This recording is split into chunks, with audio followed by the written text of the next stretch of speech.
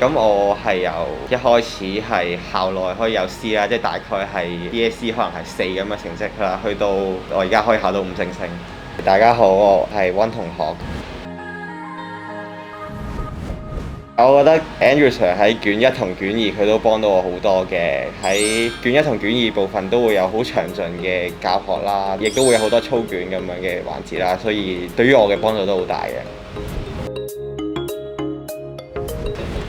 我覺得 Andrew 平時上堂啦，佢教學關於啲史實啦，同埋操卷，佢都對我有好大幫助嘅。佢俾咗好多意見俾我哋啦，即係例如我哋喺答題嗰方面有咩不足啦，答題技巧會唔會有啲咩可以更加好咁樣去改進啦？咁都係短時間內會令到我係可以答得更加好啦。Andrew 平時上堂咧就講完啲史實，我咧係完咗呢一 part 之後，佢就會同我哋去操卷啦，做翻一啲啱啱教過嘅題目。咁好快你就會即刻將啱啱學到嘅嘢就應用落去，睇下自己做得好唔好啦。完咗之後咧，佢都會逐一個幫我哋批改咁樣，一邊批改嘅時候，其實一邊講翻我哋有咩問題啦咁樣。咁我覺得呢個咧對我哋係即刻運用翻我哋學到嘅一啲史實同技巧係好有幫助啦。同埋喺每一期之後咧，亦都會有一個操卷日，佢就會幫我哋出一啲題目咧，就係關於我哋前一期嘅內容嘅。咁我哋喺嗰度亦都係可以睇翻自己呢一期學過啲咩啦，咁都對我哋係好有幫助嘅。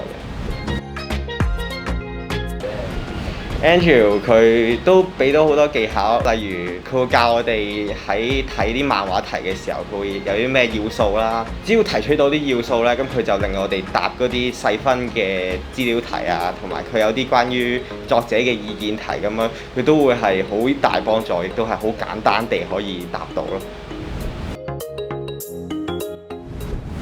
我覺得 Andrew 上堂嘅風格係好幽默啦，佢成日都講好多笑話啦，亦都有時候會用一啲方法幫我哋去記住一啲好難嘅年份或者係一啲特殊嘅數字啊咁樣啦。例如睇啲事件佢總共有幾多人咁樣咧，佢都會用一啲好似係笑話或者你會更加方便去記住嘅方法去幫我哋記得，同埋可以喺考試入邊可以發揮翻出嚟咯。